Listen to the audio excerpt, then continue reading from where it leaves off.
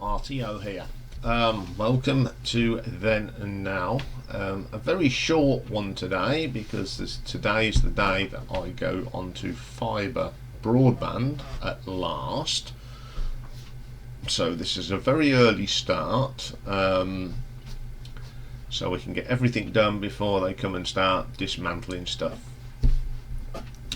Okay then, Cinderella, they are our featured band today. They were one of these bands that came onto the scene quick and disappeared as quick. They only made 4 albums, but 4 very good albums. They were formed in 1983 in Philadelphia in the suburb of Clifton Heights in Pennsylvania. They were formed by singer-songwriter, keyboardist and guitarist Tom Kiefer and bass player Eric Brittingham.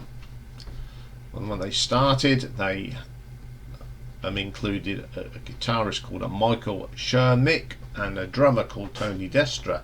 Now that if you've heard their name, they went left and they formed Britny Fox, which was another Philadelphia-based glam metal band.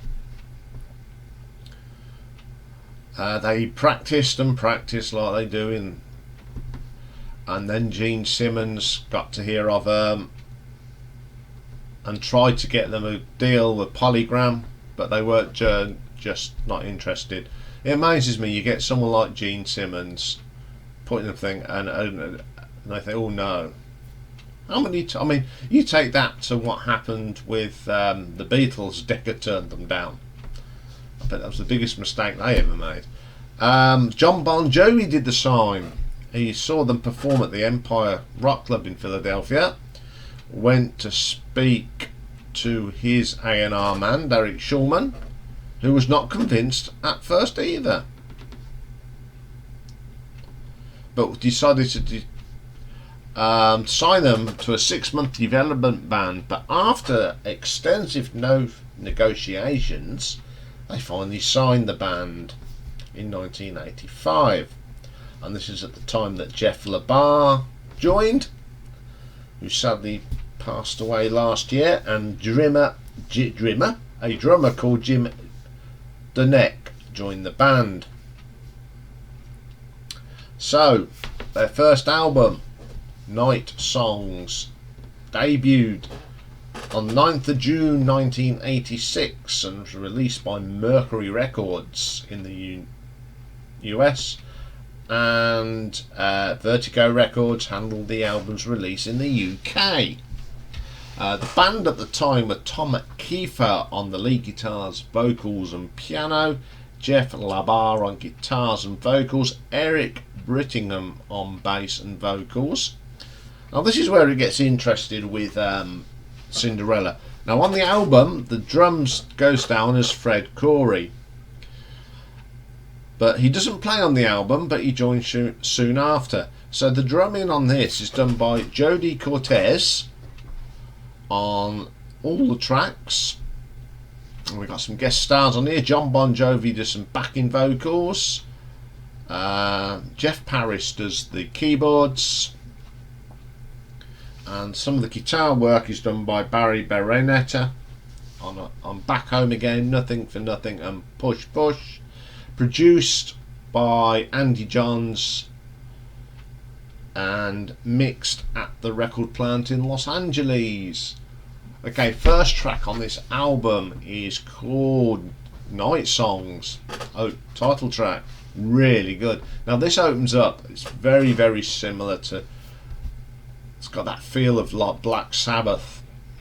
It's got wind, bells, really evil sounding, then you get this really strong driving riff. Absolutely fantastic. And then you get that unique voice that Tom Kiefer has. Really good track, my favourite on the album. You know, first time I heard it, go, this is good. Then we get Shake Me. Now this is what I'd call one of them typical glam rock tracks. Driving riffs, catchy tune and good drumming. Really, really good song. Then we get Nobody's Fool. Okay, this is a bit of a power ballad, but it's one that I really like. I think it's Tom's voice that gives it. I think if you go to people like Spike from Choir Boys, when they sing these ballads, their voice is quite gravelly, gritty, and it really makes the song, because you get, when glam bands sing these power ballads, of course, I just find that they all sound the same, but with Tom Kiefer gives it a little bit more edge, so that's why I like that one. Nothing for Nothing, another good album track.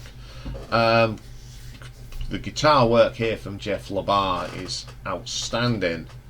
Some nice shredding riffs, pretty good track. Once Around the Ride, solid track again. Lots of energy in these songs. Some great guitar playing, some great singing from Tom. Excellent stuff. Hell on Wheels, another ripping sort of metal song, full of energy, thumping bass line, really drives the song along. Excellent track. Someone Save Me. I like the beginning of this. That guitar work from Jeff LaBar. Really good stuff. Driving the track along. Some strong drumming here as well. It reminds me of something that could have come off that early Def Leppard era when they started. It's a really solid track. Love that one. In From the Outside, a typical sort of glam rock and roll track. That goes back to the 70s, got that 70s feel to it. Excellent track. Push Push, more driving riffs, and a great bass line here from Eric Brittingham. Absolutely kills it on that one. Then we get Back Home Again, a great track. Great guitar work here from Jeff LaBar, a really solid bass line, and another great vocal from Tom. When I brought this back in the day, yeah, I did buy this, and I loved playing this. I had it on cassette, more the thing out. I just like it. It's just good old-fashioned hair metal glam rock. It's just rock and roll, and I think it had a lot of energy, and it sounded a little bit different from all the other bands that were appearing at the time. How did it do? Now that the critics do, I couldn't find much about, the album reviews of this one, but it did peak at the number 3 in the US charts, and was certified double platinum 12 days later. So within 12 days of it being released, it sold 2 million copies. It says something, doesn't it? But then in May 1991, it actually was certified triple platinum, having shipped 3 million copies. So All Music actually gave it 3 stars, and then there's people have done their lot of glam metal rankings, and how it goes. Metal Rules did one in 2003, and they ranked it number 2 in their top 50. Then they did another one of Heavy Metal Wonders in 2006, and it ranked number 8. Loudwire ranked it in their hair metal albums at number 7, the top 30 in 2016. And Rolling Stone in 2019, in their 50th greatest hair metal albums of all time, ranked it at number 18. So let's have a look at the nuts and bolts, taking on everything that's been said. Song quality, very good songs. Tom Kiefer was on a roll. He wrote some absolutely great songs, just great rock and roll stuff. Some nice ballads as well. And I'm going to give this, for song quality, 5 out of 5. Production on this is pretty good. Now this is 1985-86, where everything was being smoothed out and made to sound clean. It's a little bit on this, but it doesn't take away that rawness and that energy from this album. So I'm going to give it a 4 out of 5. The reception on this from the fans and the critics was pretty good, and it's an album that sort of, even now, it's still on people's minds, going back to the days of hair metal, and so I'm going to give this reception 5 out of 5. So for Night songs, it's a total of 14 out of 15. Excellent score from a really strong album that I still enjoy playing today. Okay then, as we do Thursdays, time to get in the time machine, but we're only going 8 years into the future, and we're going to end up in 1994 for the 4th and final album by Cinderella, called Still Climbing.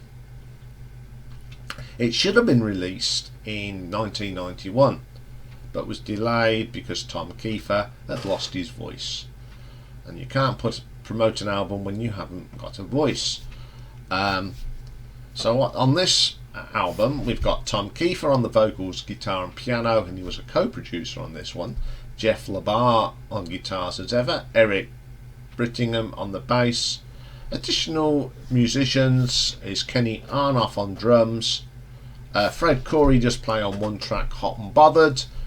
Then we got John Purdell on the keyboards, we've got Jay Davison on saxophones, Steve Jawanski on trumpets, Rosanna McNamara on fiddle violin, Gary Corbett does some keyboards, and we got a host of ladies doing some backing vocals, and it was produced also by Dwayne Barron and John Purdell, and was mixed at the Unique Recording Studios in New York.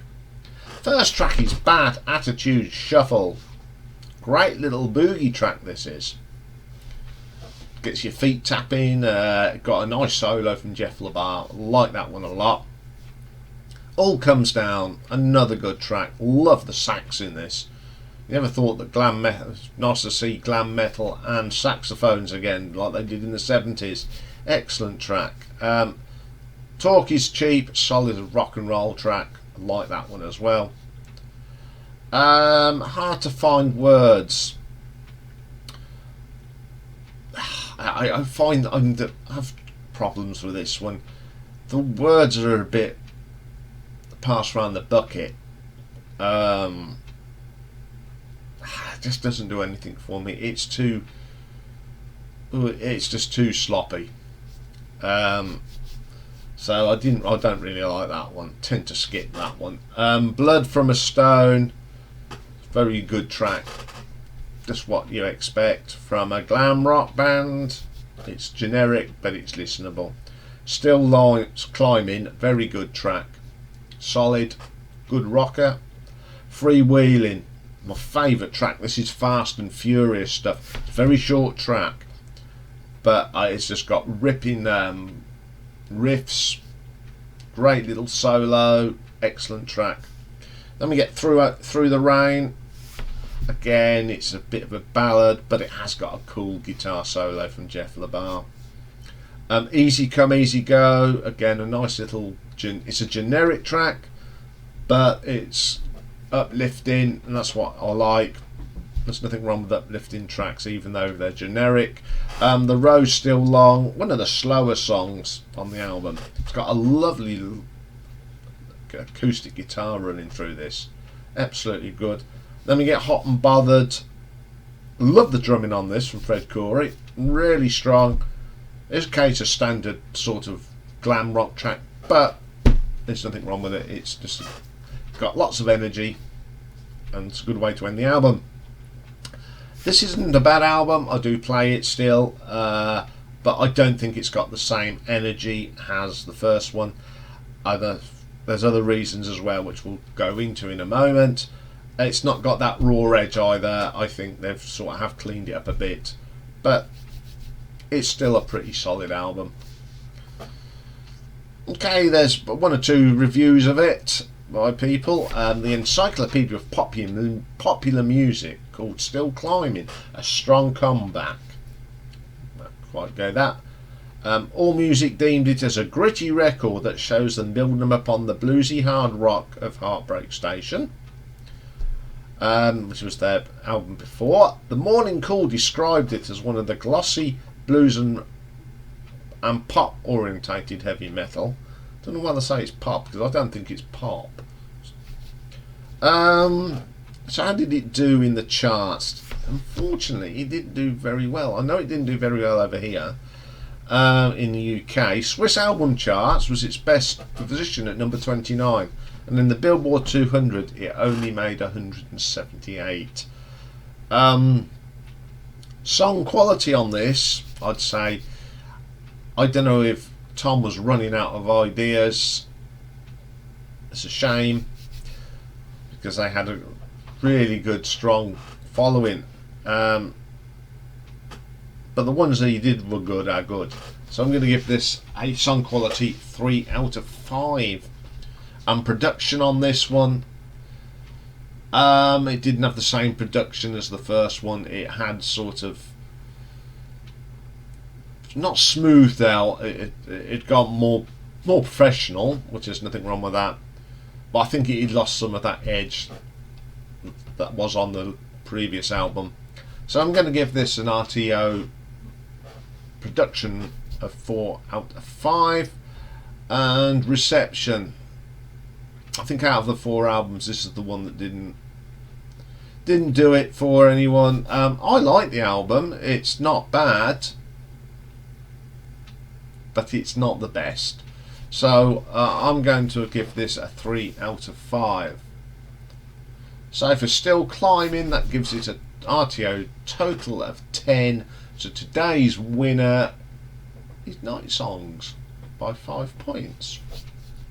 Okay, we'll have a quick look at the other 2 albums. So in 1988 we had what I think is probably the most successful album they released, Long Cold Winter, released in 1988 in July. It reached number 10 in the US, did well over here.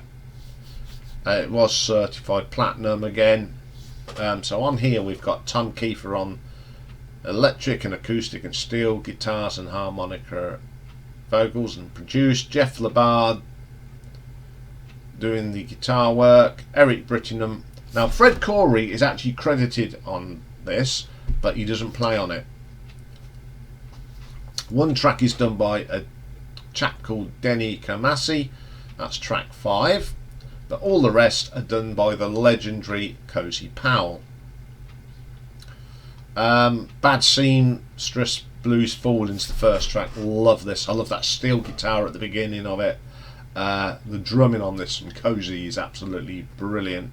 Really hits them skins hard. Then we get the fantastic Gypsy Road, the most famous song by Cinderella. Blinding guitar riffs, great drumming, and one of Tom's best vocals. Love that track. Then there's Don't You Know What You Got Until It's Gone, pretty solid track. The Last Mile, pretty strong track as well. And Second Wind, another great little rocker. I really like that one. One of my favourites off the album. And the title track, Long Cold Winter, excellent track. It's got some incredible bluesy guitar on it from Jeff LaBarde.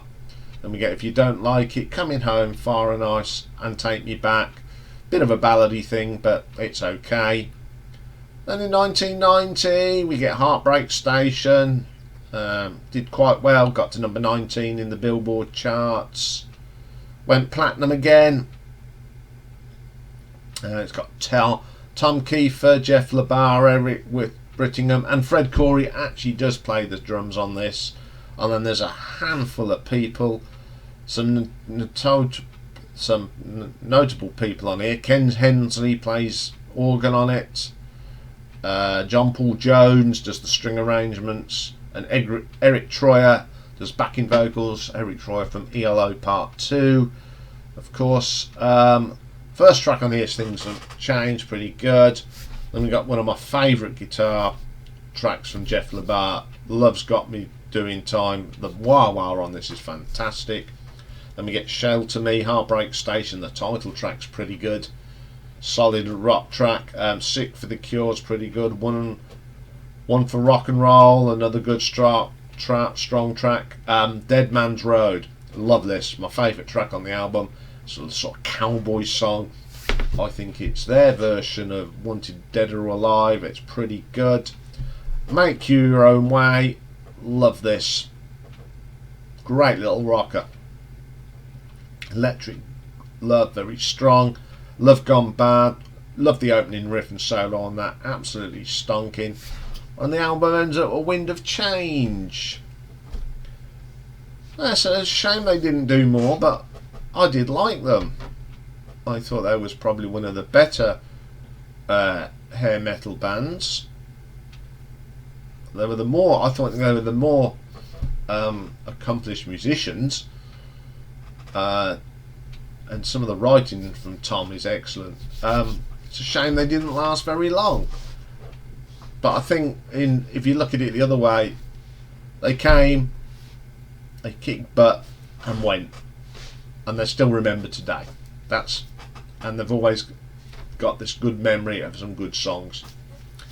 Okay, that's all for today on Then and Now. Next up today is album artwork, looking at the album artwork of Tigers of Pantang, purely because I like tigers.